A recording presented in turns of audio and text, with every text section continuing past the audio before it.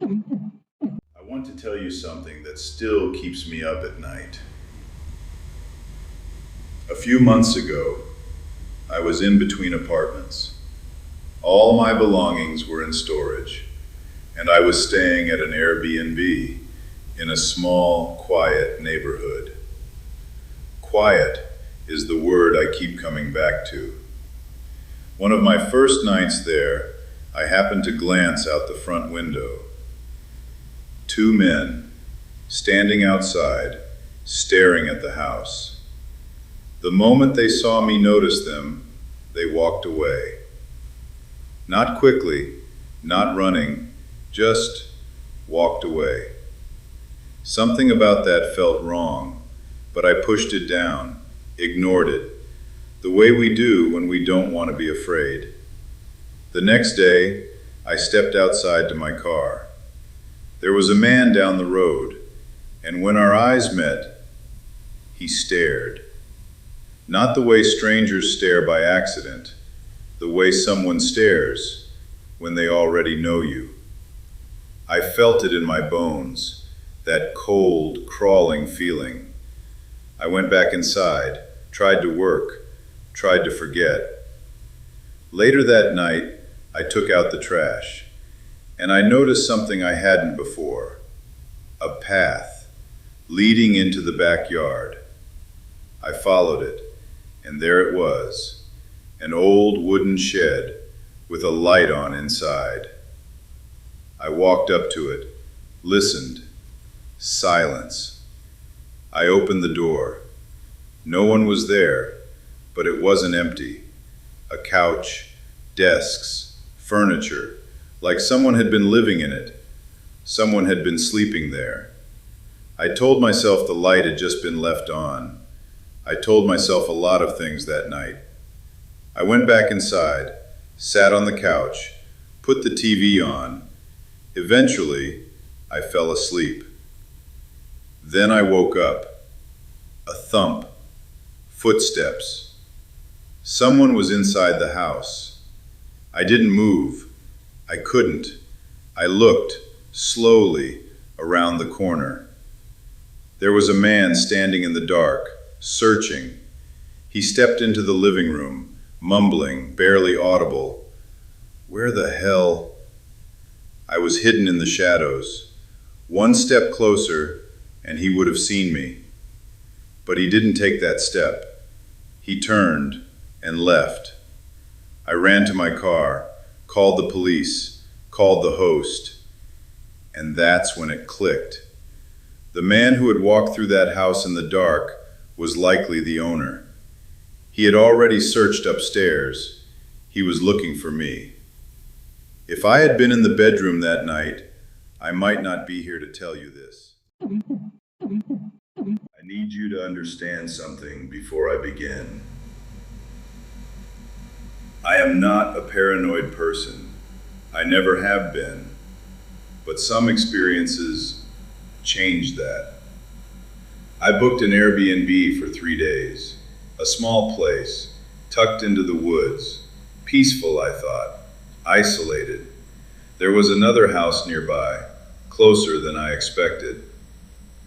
The host introduced himself, Evan. He smiled. He was polite. But something about him felt off. I couldn't name it, I just felt it. That night, I cooked a steak, took a shower, went to bed. Ordinary things. The last ordinary things. The next morning, I drove out for groceries. When I came back, Evan was waiting. He smiled again, made small talk, and then, casually, he asked, "How was your steak?" I froze. I never told him what I made, not a word, not a hint. I tried to brush it off, told myself it was a coincidence, but the feeling didn't leave. It settled in. That night I went to bed, but sleep didn't come easily. I kept waking up. That feeling of being watched, you know the one. When the air in the room feels different. When you know something is wrong, but you can't see it yet. I got up, checked the house. The front door was unlocked. I didn't remember leaving it that way. I was certain I hadn't. I told myself I was tired, forgetful. I went back to sleep. Morning came, and everything felt wrong. I don't know what made me start searching. Instinct, maybe, or desperation. I found a charging brick on the shelf. I picked it up. There was a lens, tiny, almost invisible, a camera. I kept looking. I found another, and another. In every room. He had been watching me, all of it, every moment, every room, every night. Knocking. Evan's voice on the other side of the door, demanding I open it. Then, silence. The door unlocked. From the outside, he had a key. Of course he had a key. I didn't think. I didn't hesitate. I grabbed my things, went out the window, got in my car, drove. I didn't stop until the woods were behind me. The police went back. The cameras were gone. Every single one. Nothing could be proven. But I know what I found. I know what I felt. He was watching me the entire time. There are places in this world that don't want you there. I know that now. I didn't when I booked the cabin. Remote, cheap, isolated, everything I thought I wanted, everything that nearly got me killed. I pulled up as the sun was setting. The cabin sat at the edge of the trees, surrounded by nothing but forest. And the moment I stepped out of the car, something felt wrong. Not the cabin, not the dark, the woods. They didn't feel empty.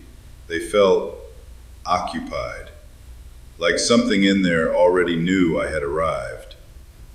I went inside, locked the door, tried to settle. Then, late into the night, a sound, just outside the door, slow, deliberate, close. I waited, then I opened it. Nothing, just the trees, and the dark, and the silence. I told myself it was an animal. I went back to bed. I didn't sleep. The next morning I went for a walk, tried to clear my head. Deep in the trees, I found a path, worn down, recently used. I followed it and came to a campsite, a fire pit with ash still warm at the edges, supplies, shelter, signs of life. Someone was living out here, close to the cabin, too close, and this was no abandoned camp. Someone had been here, recently. Someone was coming back. I should have left then. I know that now. That night, it came back, scratching on the door and breathing, right on the other side of the wood, slow, patient, waiting. I shouted, footsteps crashing through the undergrowth, running away. When I opened the door, I saw the marks, deep gouges in the wood. Someone had been trying to get in. I didn't wait for morning. I grabbed what I could, ran to the car, threw myself in, started the engine, headlights cutting through the dark, the trees rushing past on both sides. A figure in the road, a man holding a crowbar, his eyes wide, bloodshot, empty, fixed on me. I didn't stop. I floored it, and I didn't look back. I never went back to those woods. I never tried to explain it to anyone who wasn't there. But I think about it. Those scratches on the door, that campsite in the trees, so close, those eyes in the headlights. And I truly believe if I had stayed one more night, I would not be here to tell you this.